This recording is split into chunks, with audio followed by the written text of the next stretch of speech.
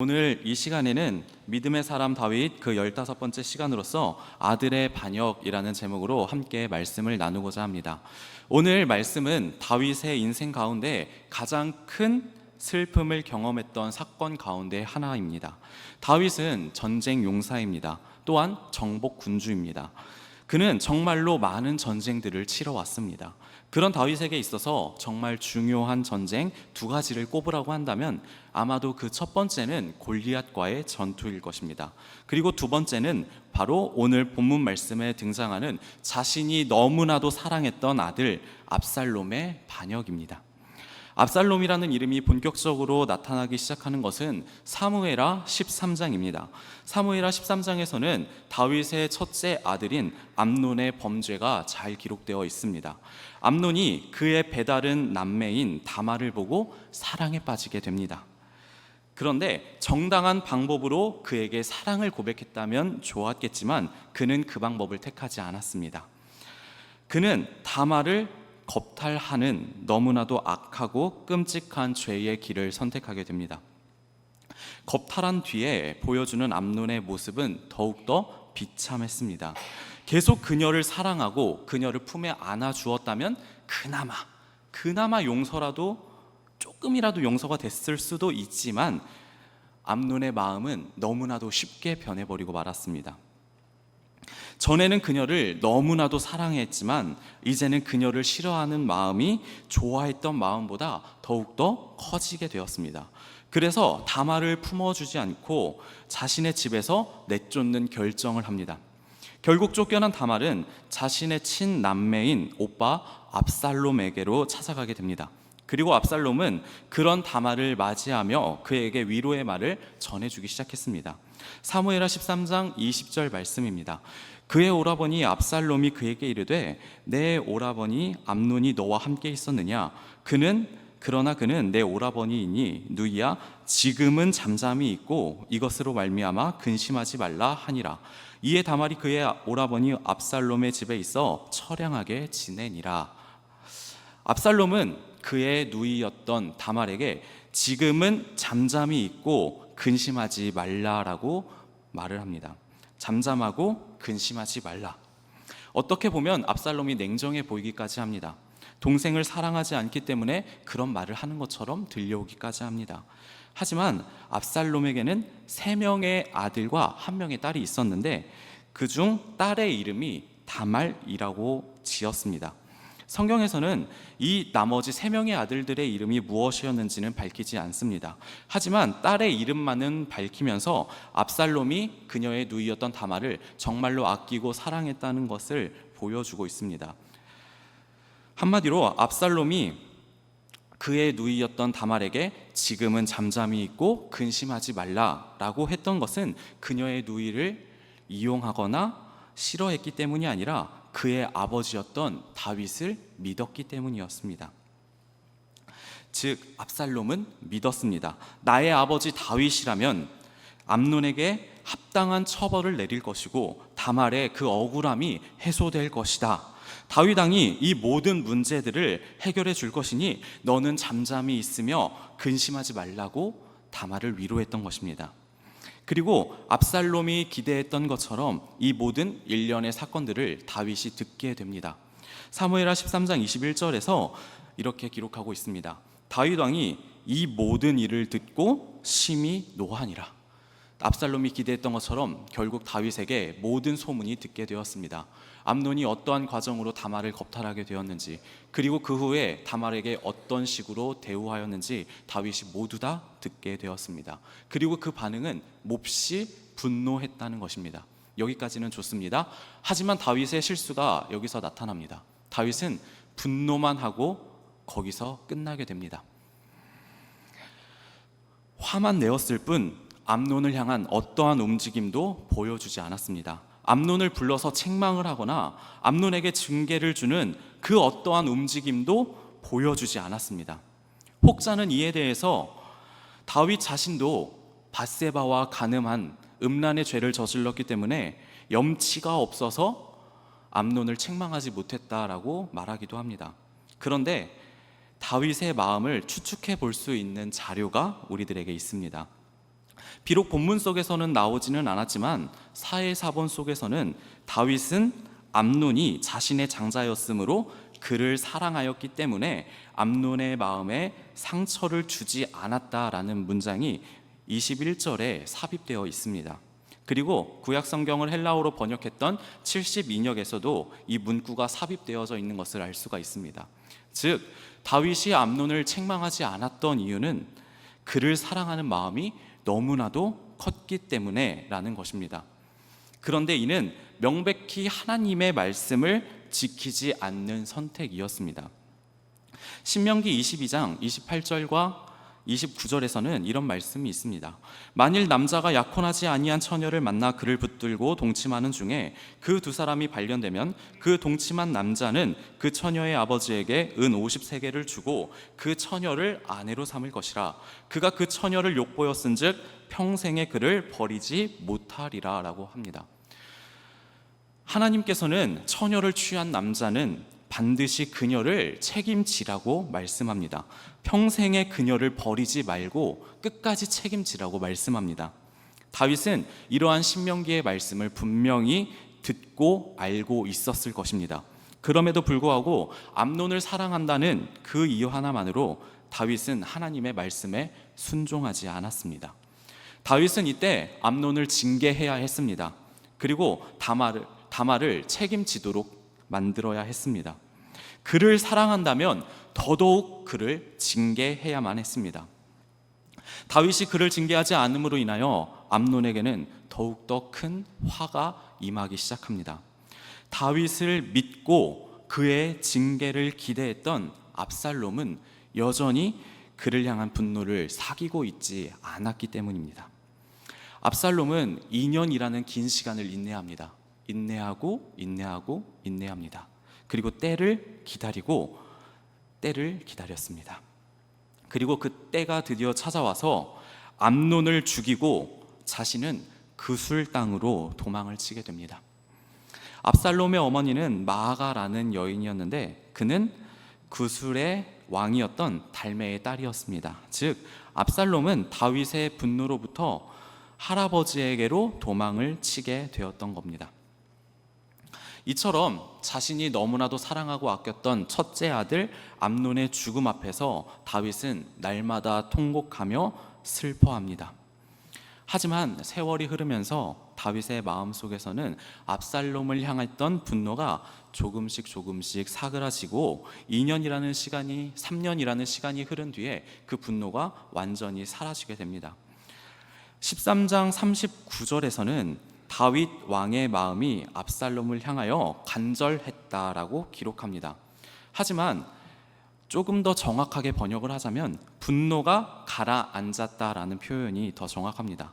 즉 다윗은 마음속으로 압살롬의 죄를 용서하지는 않았지만 그를 향한 분노는 조금씩 사라지다가 3년이라는 시간이 흐른 뒤에는 완전히 사라졌다는 것을 알 수 있습니다. 그리고 이때에 그러한 다윗의 마음을 요압이 정확하게 인지해냅니다.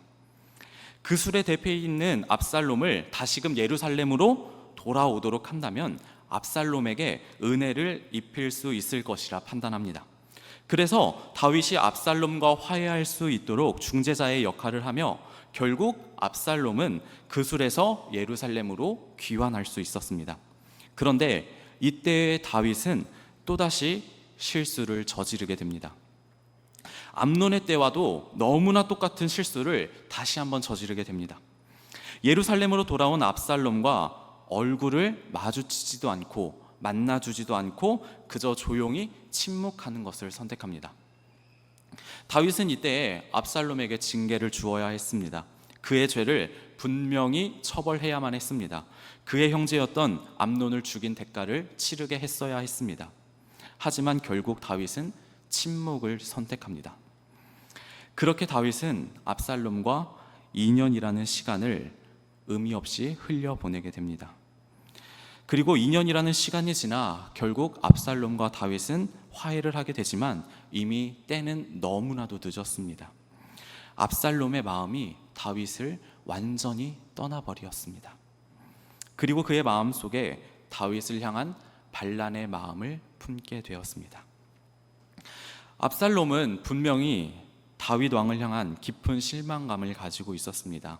그것은 그가 반란을 준비하는 과정을 보면 너무나도 잘 알 수가 있습니다.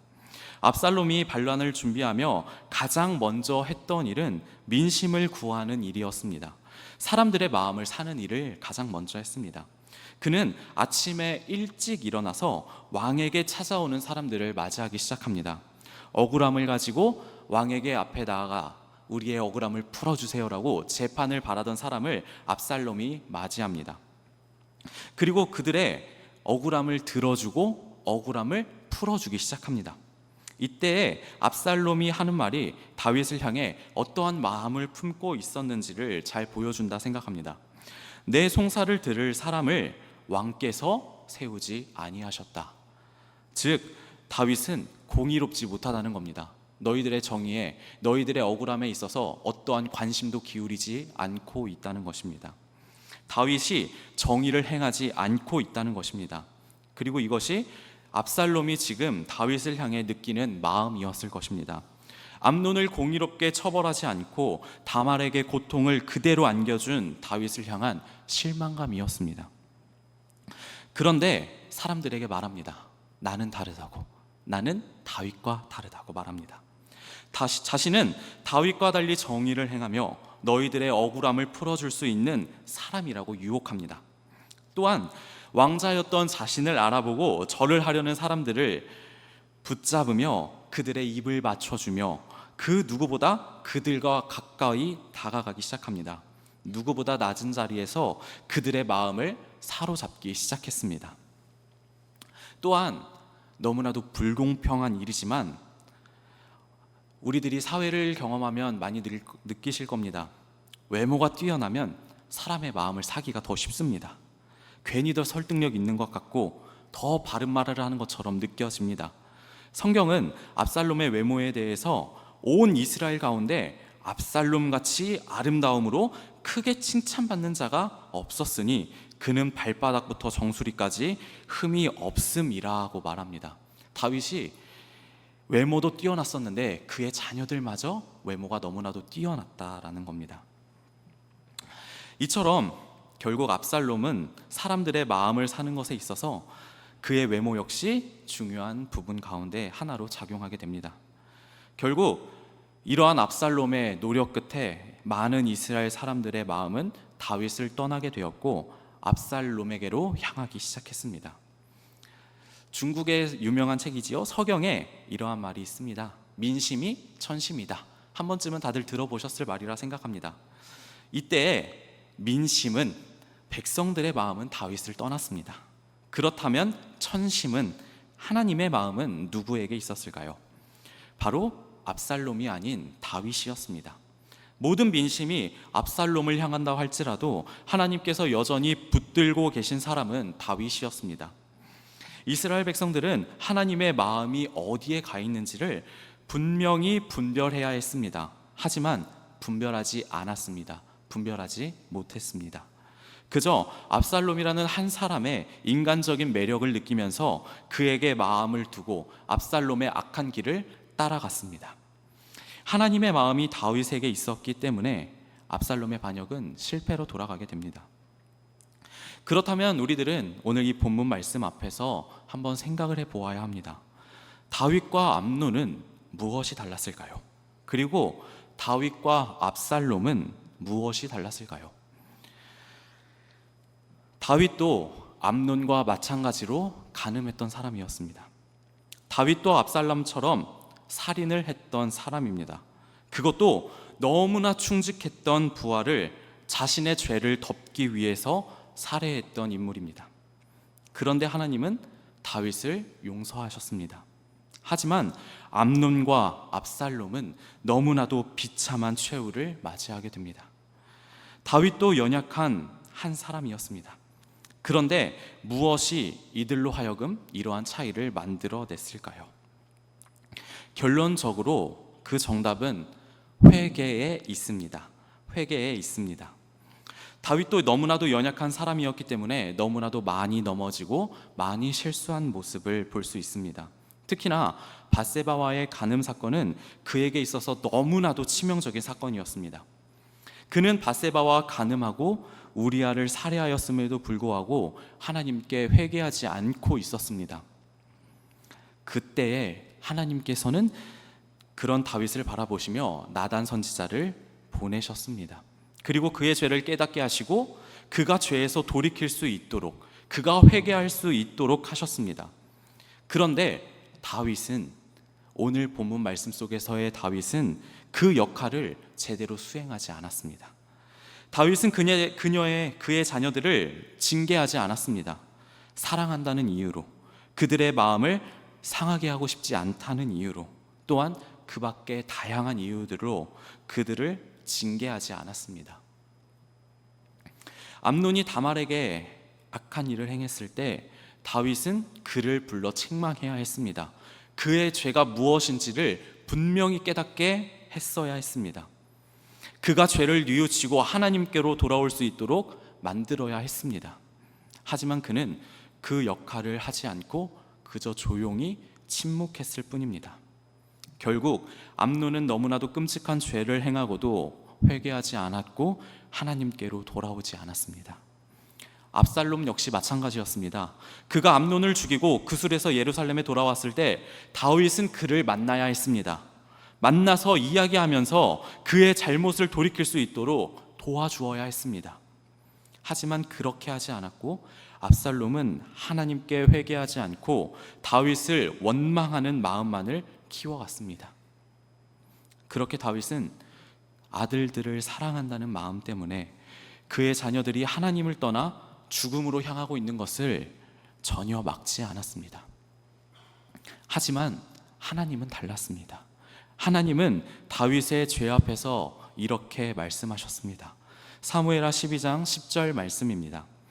이제 내가 나를 업신여기고 햇사람 우리아의 아내를 빼앗아 내 아내로 삼았은즉 칼이 내 집에서 영원토록 떠나지 아니하리라.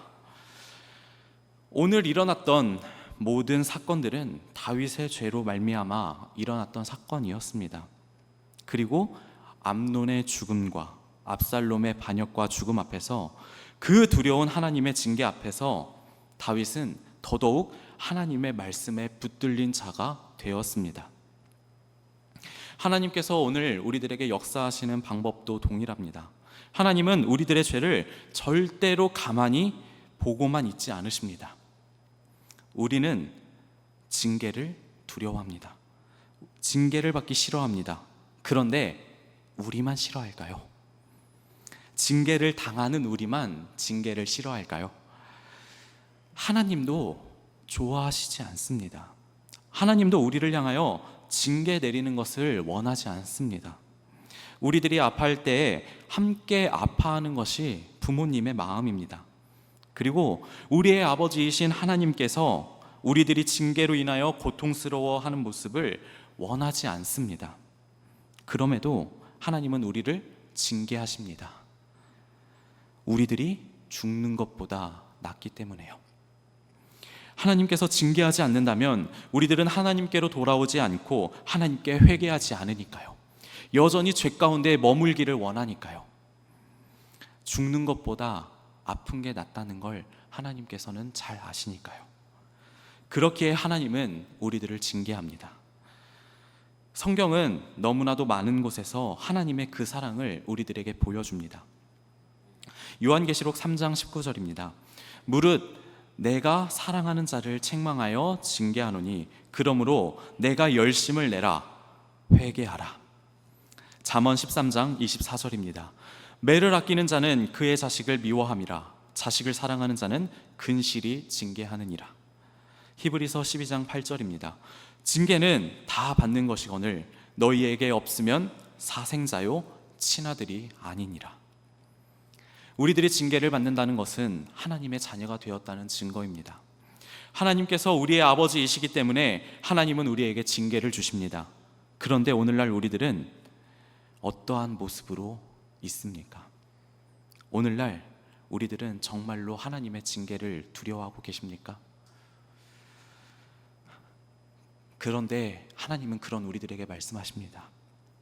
오늘날 우리들을 향한 징계가 다른 곳으로 향하고 있다고.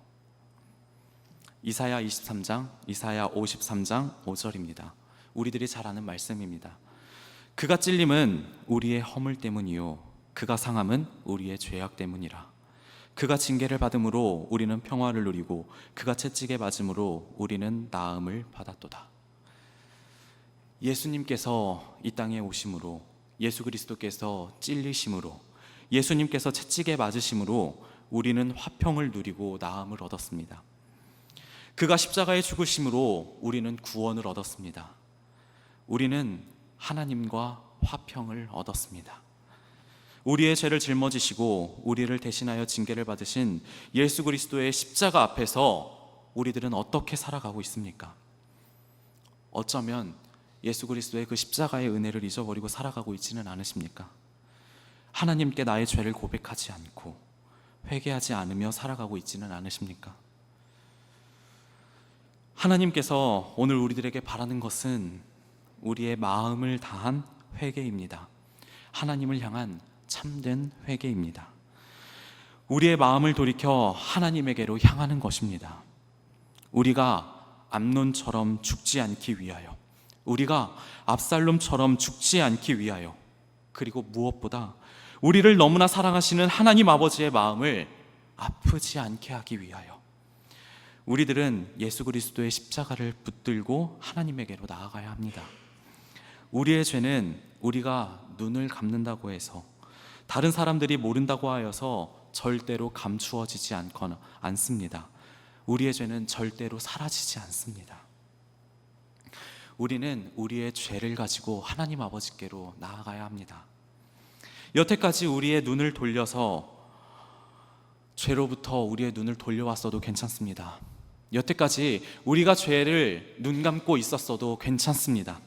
이 시간 우리가 하나님께로 돌아가면 됩니다. 이 시간 우리의 죄를 가지고 하나님에게로 나아가기를 원합니다. 나는 아무런 능력 없으니 예수 그리스도의 십자가만 의지하며 하나님께로 나아가기만 하면 됩니다. 이미 우리의 모든 징계를 예수 그리스도께서 감당하셨기 때문입니다. 우리를 위하여 자신의 생명조차 아낌없이 내어주신 그 예수 그리스도의 십자가를 붙들면서 하나님께로 나아갈 수 있는 이 시간 되기를 간절히 축복합니다.